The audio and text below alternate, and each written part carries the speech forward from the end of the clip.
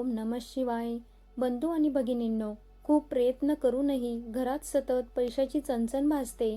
घरातील कटकटी, आजारपण किंवा मानसिक तणाव संपायचं नाव घेत नाहीये. खूप उपाय केले, पण पदरी फक्त निराशाच आली.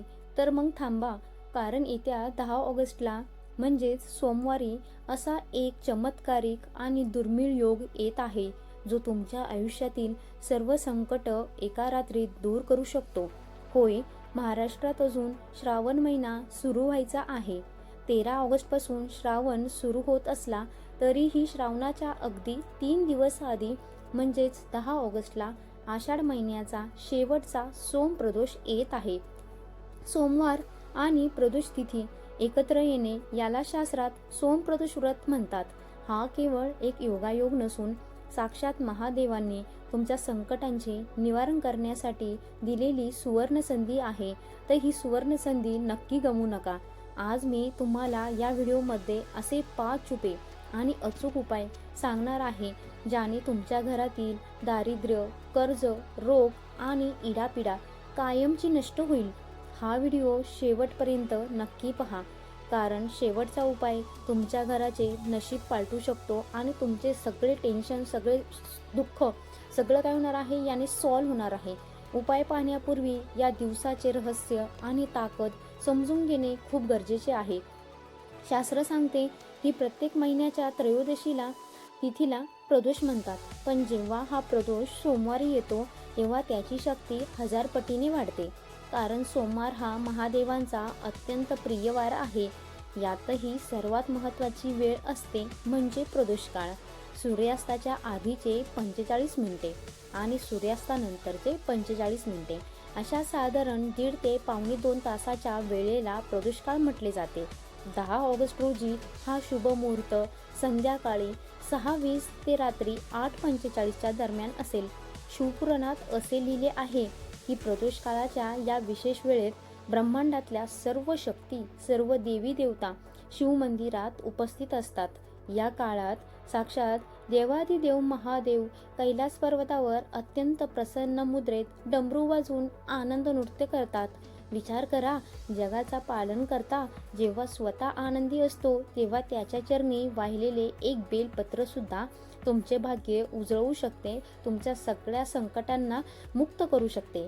म्हणूनच या काळात केलेले छुपे उपाय कधीही अपयशी ठरत नाही. चला तर मग पाहूया पहिला छुपा उपाय. जर तुमच्यावर खूप मोठा कर्जाचा डोंगर असेल किंवा कमवलेला पैसा हातात टिकत नसेल तर हा उपाय तुमच्यासाठी आहे. यासाठी तुम्हाला लागेल एक तांब्याचा किंवा स्टीलचा तांब्या, गाईचे कच्चे दूध आणि मुठभर अक्षदा म्हणजेच अखंड तांदूळ, जे कुठेही तुटलेले नसावेत. 10 ऑगस्टला संध्याकाळी प्रदोष काळात शिवमंदिरात जा किंवा घरातील शिवलिंगासमोर बसा. तांब्यामध्ये थोडे गंगाजल, कच्चे दूध आणि पाणी मिक्स करा. महादेवांना अभिषेक करताना ओम ऋण मुक्तेश्वराय नमः किंवा ओम नमः शिवाय या मंत्राचा जप करा. त्यानंतर महादेवांच्या पिंडीवर हे अखंड तांदूळ अर्पण करा.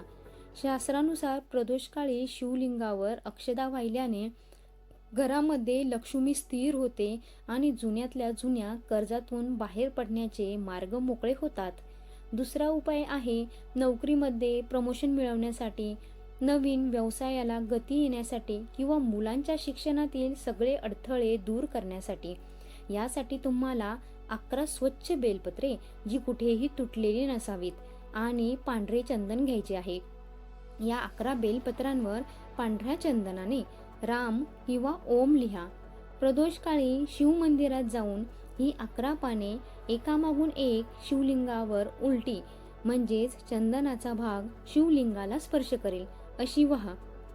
प्रत्येक बेलपत्र वाहताना तुमच्या मनातील जी काही इच्छा असेल ती महादेवांना सांगा.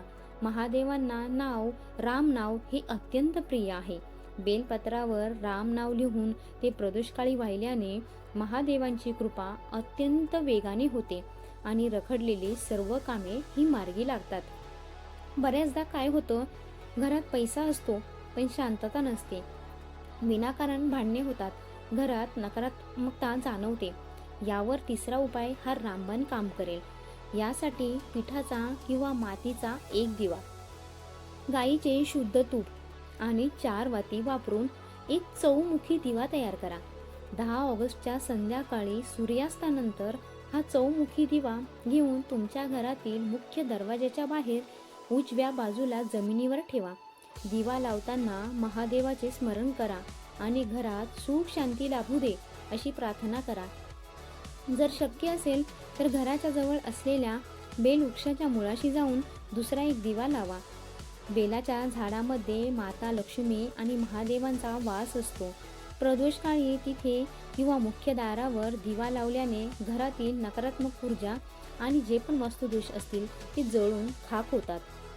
घरात कोणीतरी सतत आजारी असणे किंवा डिप्रेशनमध्ये, मानसिक ताण असणे यामुळे पूर्ण कुटुंब काय होतं, त्रासून जाते.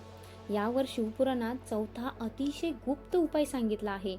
यासाठी तुम्हाला तांब्याभर पाणी आणि थोडे काळे तीळ घ्यायचे. प्रदोषच्या दिवशी सकाळी किंवा संध्याकाळी तांब्याभर पाण्यात थोडे काळे तीळ टाका. हे जल शिवलिंगावर अतिशय संत गतीने धार धरून अर्पण करा. जल अर्पण करताना ओम जूम सहा किंवा महामृत्युंजय मंत्राचा जप करा. जे पाणी शिवलिंगावरून खाली येईल ते थोडेसे पाणी आपल्या उजव्या हातात घ्या आणि ते घरी आणून आजारी व्यक्तीच्या अंगावर शिंपडा आणि त्यांना प्यायला द्या. हा उपाय केल्याने व्यक्तीच्या आरोग्यात सुधारणा होते आणि महादेवांच्या कृपेने मोठी संकटेही टळली जातात. आता वळूया आपल्या 5व्या आणि सर्वात मुख्य महाउपायाकडे. हा छुपा उपाय केवळ वर्षातून काही विशेष युगांवरच केला जातो. शिवमंदिरात गेल्यानंतर महादेवांच्या पिंडीसमोर बसून नव्हे तर शिवलिंगाच्या समोर असलेल्या नंदीच्या चरणाजवळ गाईच्या तुपाचा दिवा लावा. नंदी हा महादेवांचा परमभक्त आणि महादेवांचे वाहन आहे. असे मानले जाते की महादेवांपर्यंत थेट आपली इच्छा पोचवायची असेल तर ती नंदीच्या कानात सांगावी लागते.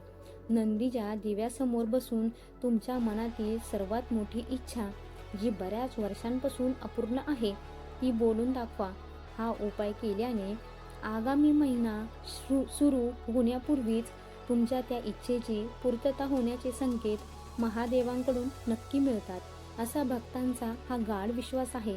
मित्र हो, उपाय जितके महत्त्वाचे आहेत तितकेच काही नियम पाळणेही आवश्यक आहे.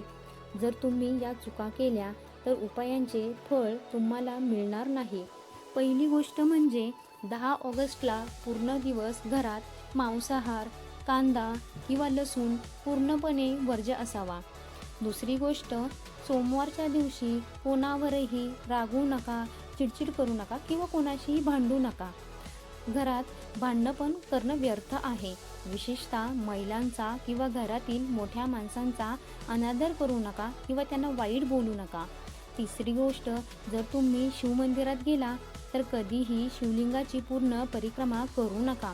जिथून महादेवांचे अभिषेकाचे पाणी बाहेर पडते ते ओलांडू नये, तिथूनच मागे फिरावेत. आणि चौथी महत्त्वाची गोष्ट म्हणजे पूजा करताना किंवा उपाय करताना मनात कोणतीही शंका ठेवू नका. महादेवांवर 100% विश्वास ठेवूनच हा उपाय करा की महादेव माझी सर्व संकट, सगळ्या अडचणी दूर करतील आणि माझ्या सर्व इच्छा पूर्ण करतील. तर भक्तांनो, येत्या 10 ऑगस्टला येणारा हा आषाढ सोमप्रदोष अजिबात वाया घालू देऊ नका. महाराष्ट्रात 13 ऑगस्टपासून अधिकृत श्रावण सुरू होत आहे, पण महादेवांची कृपा मिळवण्याची सुरुवात आपण याच सोमवारपासून करणार आहोत. तुमच्या क्षमतेनुसार यातला कुठलाही उपाय मनापासून करा. महादेव तुमचे कल्याण नक्कीच करतील. तुम्हाला आजची ही माहिती कशी वाटली मला कमेंट बॉक्समध्ये नक्की कळवा. ओम नमः शिवाय लिहून नक्की सांगा. जर तुम्हाला हा व्हिडिओ आवडला असेल तर तुमच्या मित्रमैत्रिणींना नक्की शेअर करा की जेणेकरून त्यांचेही सगळे प्रॉब्लेम सॉल्व्ह होतील. आणि तुमच्या व्हॉट्सअप ग्रुपवर नक्की शेअर करा जेणेकरून त्यांनाही या उपायांचा लाभ घेता येईल. आणि हो, जर तुम्ही चॅनलवरती नवीन असाल तर आपल्या चॅनलला नक्की सबस्क्राईब करायला विसरू नका आणि शेजारील घंटीचे जे बेल आयकॉन आहे ते दाबायला विसरू नका, कारण आपण श्रावण महिन्यातील प्रत्येक सोमवारचे विशेष व्हिडिओ आपल्या चॅनलवरती लवकरच घेऊन येणार आहोत. की महादेवांची कृपा तुमच्यावर सदैव राहो. धन्यवाद. ओम नमः शिवाय.